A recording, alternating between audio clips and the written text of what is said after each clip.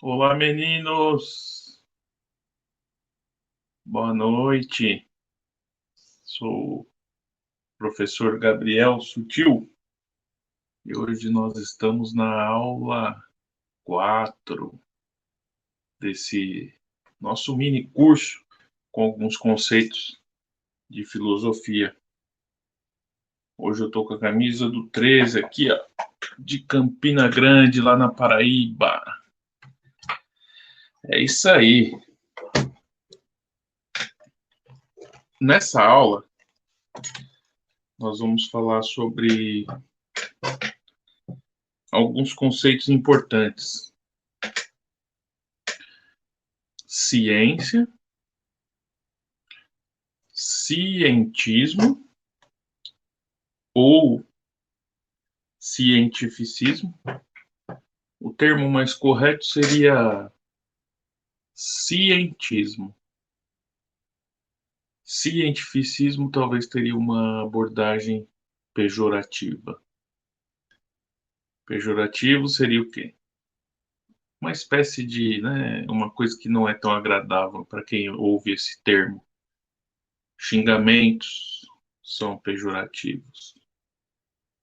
Mas por que existe essa briga entre cientismo, cientificismo?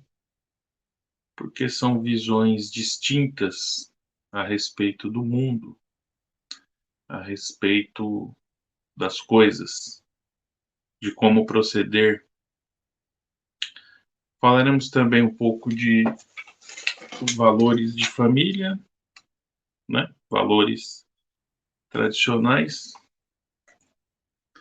e também alguma pincelada no quesito religião. Eu acho que seria até interessante começar pelo fim e depois trazer o começo, meio ao contrário. Mas basicamente seria assim. É, a religião é um sistema sociocultural, né? Nele tem algumas práticas, alguns conceitos, alguns dogmas e algumas verdades e explicações sobre o mundo, sobre as coisas, sobre o fim. No Brasil, nós tendemos a ter, tende a ter uma participação maior na sociedade de religiões cristãs, mas existe uma pluralidade grande de religiões, mesmo no Brasil. Sobretudo no Brasil, sobretudo no mundo. Mas as três maiores religiões do mundo, né, é o cristianismo, o islamismo, que são os muçulmanos, e o budismo. São as três maiores religiões do mundo. O hinduísmo também. Mas se pegarmos, por exemplo, o próprio budismo, tem uma série de correntes, de, de tipos de budismo. E a Índia, um país extremamente populoso, gigantesco, não sei, acredito que a Índia está chegando a dentro do hinduísmo tem vários tipos de religiões. Vários, sobretudo no mundo ocidental. A religião implica diretamente no convívio, na ordem das coisas, do que fazer, do que não fazer.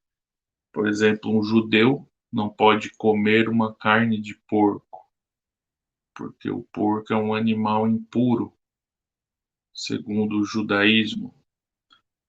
Já um hindu não pode comer carne de vaca. Nós, no Brasil e em muitas partes do mundo, comemos bastante. Então, isso realmente interfere bastante na, na relação da sociedade, na relação das pessoas, nos valores tradicionais, nos valores familiares. Esse, a religião, Deus seria, segundo os filósofos da igreja, seria, digamos, o cúmulo do que é transcendental, o cúmulo do que é metafísico.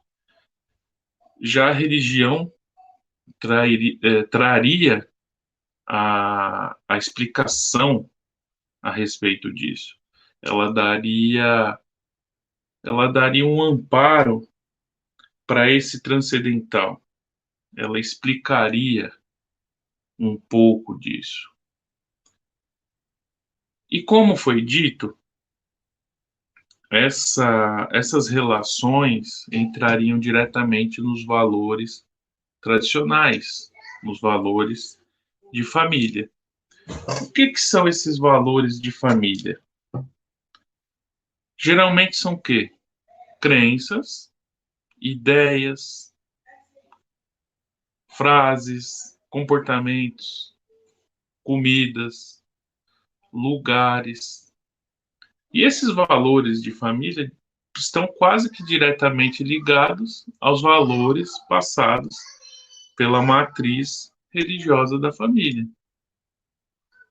Então, uma família que não comer carne de porco vai passar isso para os seus outros membros e vai ser um comportamento até natural dentro daquela família.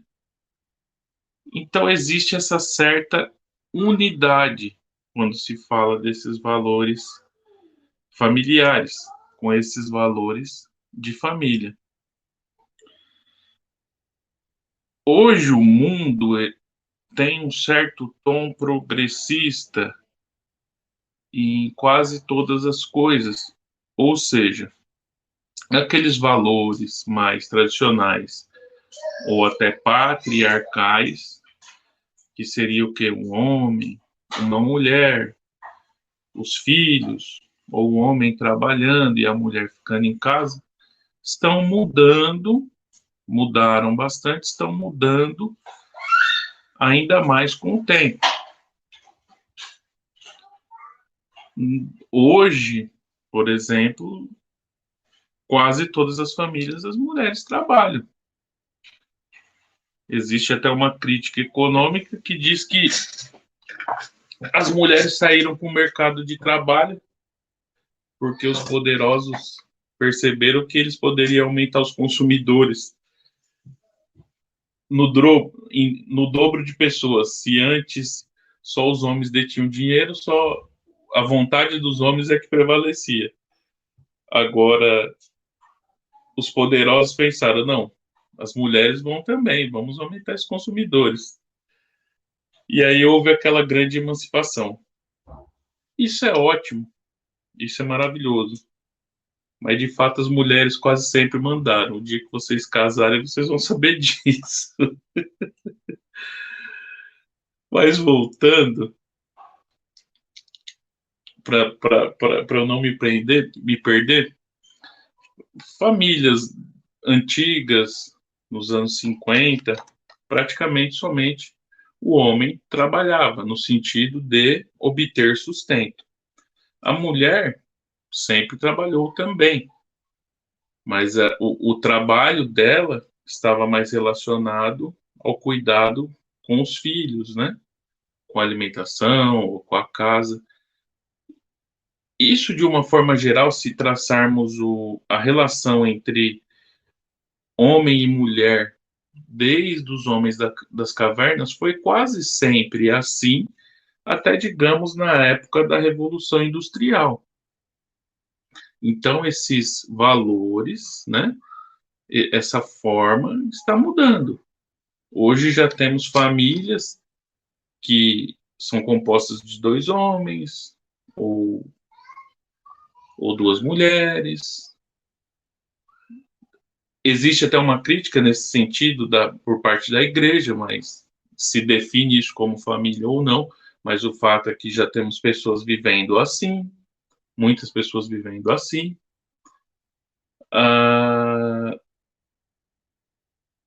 E aí as coisas tendem a ir evoluindo, a ir mudando. E essa mudança no mundo, principalmente, aconteceu grande parte por conta da ciência. Aí é que entramos nela. O que seria a ciência? A ciência ela é amparada por um método científico, né? Nesse método científico são colocadas observações, alguns fatos são verificados, algumas hipóteses são testadas, e aí acontece uma nova repetição, novos fatos, verificam-se as hipóteses e chegamos a conclusões.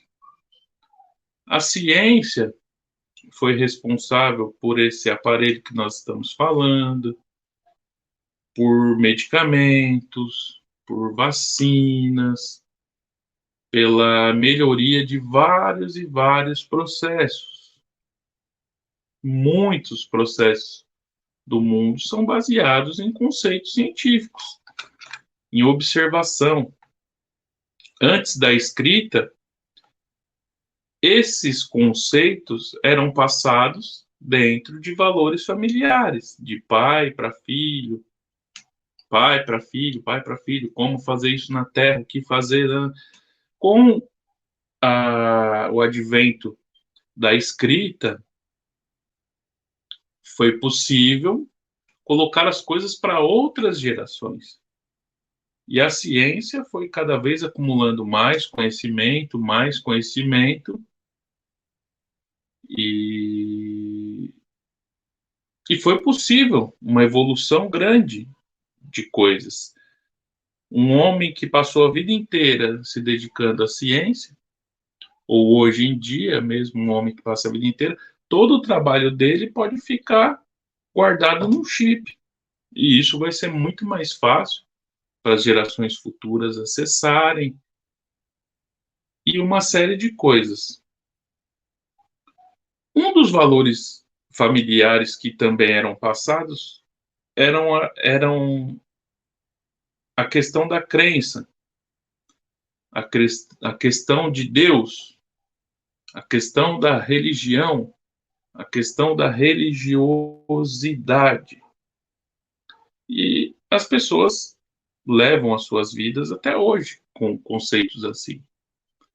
Mas aí chegamos num momento da sociedade em que tem um novo termo, um termo chamado cientismo ou cientificismo. O que seria esse cientificismo?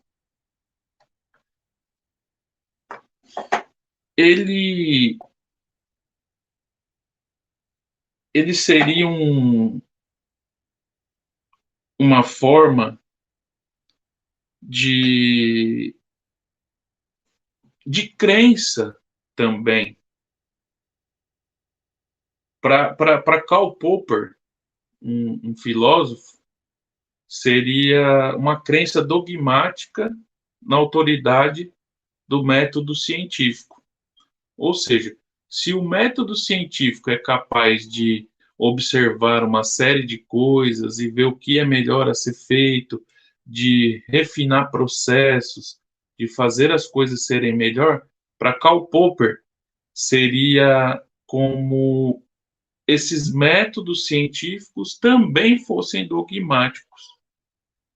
Se a religião, se as crenças são dogmáticas, ou seja, não cometa pecado, não faça o que é mal, a igreja condena que você faça tal coisa. Isso é o quê? São dogmas, são doutrinas, são coisas que não podem ser mudadas. Para Karl Popper, o método científico seria haveria uma crença nesse método científico, tal qual como fosse uma religião. E aí é que vem uma espécie de reflexão e questionamento da nossa parte.